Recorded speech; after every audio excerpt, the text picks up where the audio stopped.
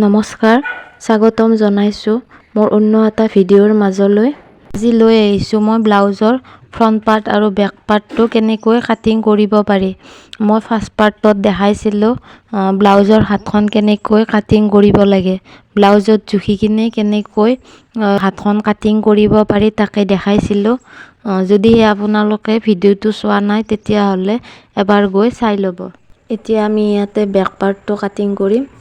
এয়া বেক পাৰ্টটো ধুনীয়াকৈ হৈ যাব আমাৰ। বেক পাৰ্টটোৰ দীঘলটো আমি 14.5 ইঞ্চি ৰাখিম। 14.5 ইঞ্চি ৰাখিলে 13.5 ইঞ্চি ফিটিং হ'ব। 1 ইঞ্চি আমাৰ চিলাইত গুচি যাব।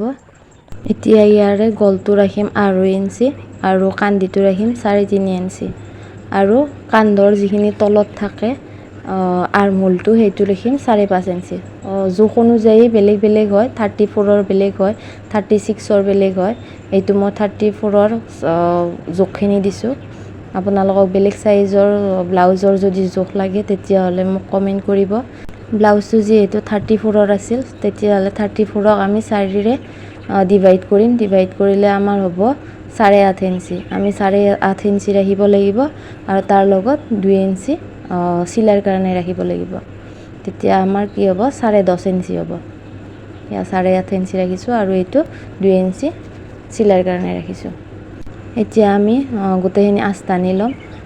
দুফালে আমি তলৰ যিখিনি জোখ আছে সেইখিনি আমি চিলাই কৰোঁতে জুখি ল'ম। এতিয়া সমানকৈ ৰাখি দিছোঁ।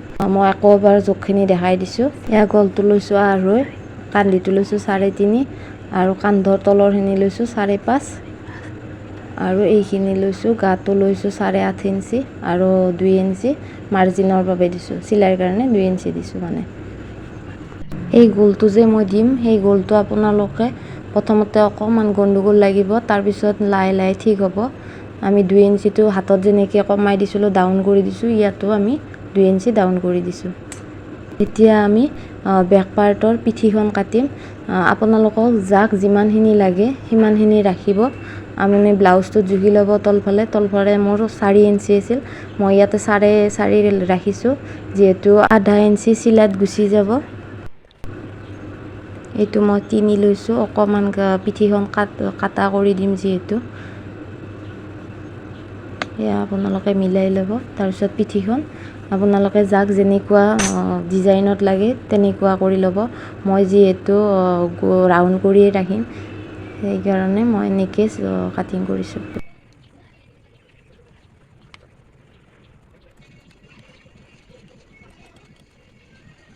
এতিয়া আমাৰ বেক পাৰ্টৰ কাটিং হৈ গ'ল।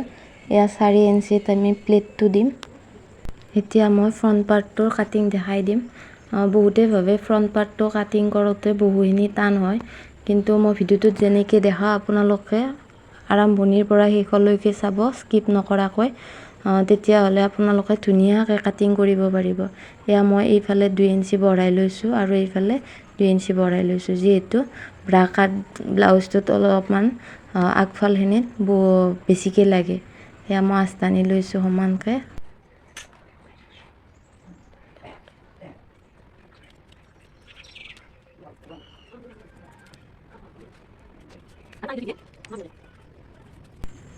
এতিয়া আমি ফ্ৰণ্ট পাৰ্টটোৰ মেইন কাটিংখিনি কৰিম। এইটো বেক পাৰ্ট, এইটো ফ্ৰণ্ট পাৰ্ট।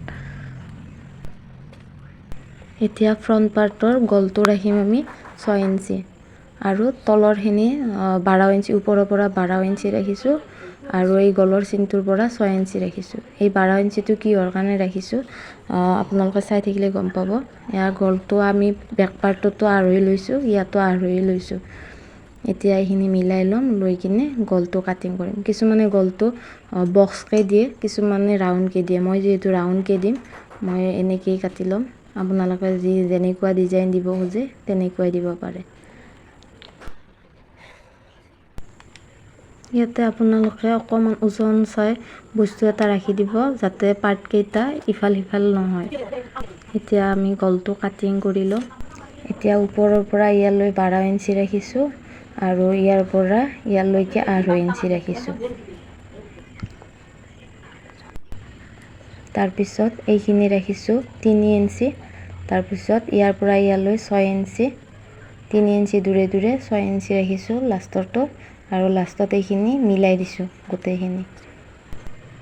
এতিয়া এই 6 ইঞ্চিটোৰ লগত 8 ইঞ্চিটো আপোনালোকে এনেকৈ মিলাই দিব। এইটো হৈছে ব্ৰা কাটটো আমাৰ। তাৰপিছত ইয়াৰ পৰা আমাৰ ইয়ালৈকে 1 ইঞ্চি ৰাখিব। এই 1 ইঞ্চিটো আৰু 3 ইঞ্চিটো এনেকৈ অলপ জোঙাকৈ মিলাই দিব। এতিয়া এইখিনি কাটিং কৰি লওঁ। মই যেনেকৈ দেখাইছোঁ সেনেকৈ চিনখিনিত কাটিং কৰি দিব। এয়া মোৰ কাটিং কৰা হৈ গ'ল। এতিয়া এই বাকীকেইটা পাৰ্ট ঠিকেই আছে। এই পাৰ্টটো সকলোৰে কাটিং কৰোঁতে এনেকৈ সৰু হয় আৰু বেলেগ এটা পাৰ্টত এনেকৈ অকণমান ডাঙৰকৈ কাটিং কৰিব লাগে। কাৰণ যিহেতু এই পাৰ্টটোত দুটা পাৰ্ট একেলগে আছে, আমি এই দুটা পাৰ্টটো এটা এটাকৈ কাটিং কৰি ওলাব লাগিব। এই পাৰ্টটোত আমি এনেকৈ মই কেনেকৈ ডাঙৰ কৰিছোঁ আপোনালোকক দেখাই আছোঁ।